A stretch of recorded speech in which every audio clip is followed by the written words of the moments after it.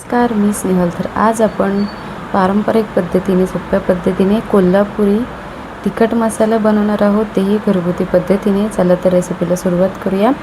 इथे कोल्हापुरी बेडगी मिरची घेतलेली आहे 2 किलो. ती उन्हात 2 दिवस कडक उन्हात वाळवायची आणि त्याची देठं मोडून काढायची. देठं मोडल्याने काय होतं तर कडवटपणा येत नाही आणि मिरचीला चांगला रंगही येतो.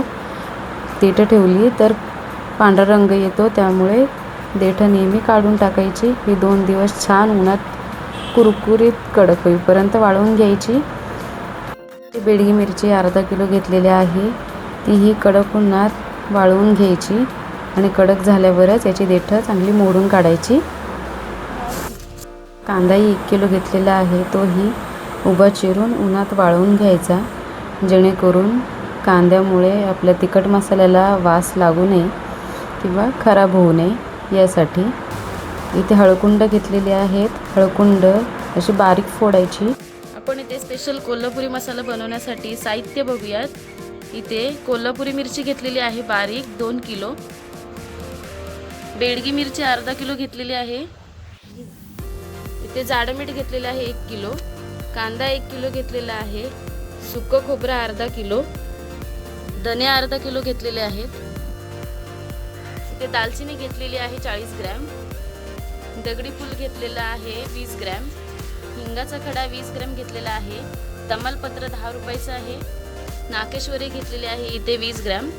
स्टार फूल इथे 20 ग्रॅम घेतलेले आहेत. त्रिफळ इथे 40 ग्रॅम घेतलेले आहेत. मसाला वेलदोडे 20 ग्रॅम. हिंगाचा खडा 20 ग्रॅम आणि जावित्री 20 ग्रॅम घेतलेला आहे. पांढरे तीळ इथे पावशर घेतलेले आहेत. जिरे पावशर घेतलेला आहे. काळी मिरी 20 ग्रॅम घेतलेली आहे. इथे पांढरे तीळ पावशर घेतलेले आहेत. जिरं पावशर घेतलेलं आहे. शाही जिरं 20 ग्रॅम घेतलेलं आहे. खसखस 20 ग्रॅम घेतलेली आहे. लवंग 20 ग्रॅम आहे आणि काळी मिरी 20 ग्रॅम घेतलेली आहे. मेथी दाणे इथे 40 ग्रॅम घेतलेले आहेत. जाडी मोहरी 20 ग्रॅम घेतलेली आहे. मसाले भाजण्यासाठी इथे जाड कढई घेतलेली आहे. सर्वात आधी इथे पांढरे तीळ भाजूयात. पांढरे तीळ भाजून झालेले आहेत, ते एका भांड्यात काढून घेऊयात. जिरं भाजून घेऊयात. मसाले जर तुम्ही गॅसवर भाजत असाल तर ते मंद आचेवरच भाजायचे, जेणेकरून हे करपू नये आणि आपल्या तिखट मसाल्याला कडवटपणा येऊ नये.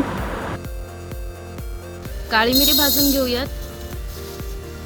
काळी मिरी इथे भाजून झालेली आहे, तेही काढून घेऊयात.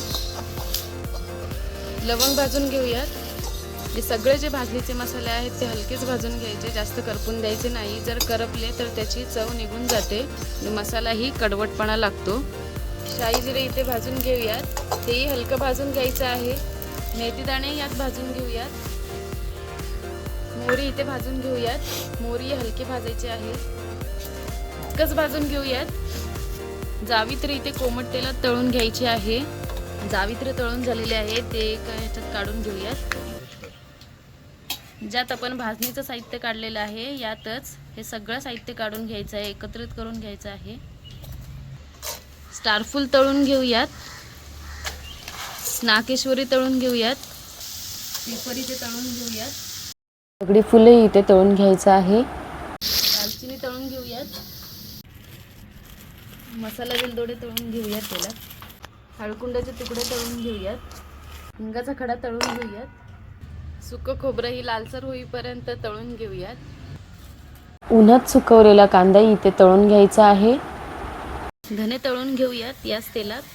इथे पावशर लसूण घेतलेली आहे, सोलून घेतलेली आहे. तमालपत्र तळून घेऊयात या तेलात. इथे अर्धा किलो बेडगी मिरची आहे, ती भाजून घेऊयात. कोल्हापुरी बारीक मिरची आहे, तीही यात भाजून घ्यायची आहे. तर इथे तुम्ही बघू शकता, मसाला पूर्ण थंड झाल्यावरच डंकातून दळून आणायचा आहे आणि हवाबंद बरणीत, चिनी मातीच्या बरणीत भरून ठेवायचा, जेणेकरून आपला मसाला 6 महिने ते वर्षभर टिकून राहील. तर इथे तुम्ही बघू शकता 5.5 किलोचा मसाला इथे तयार झालेला आहे. तिखट झणझणीत असा कोल्हापुरी मसाला तयार झालेला आहे. ही रेसिपी नक्की ट्राय करून बघा.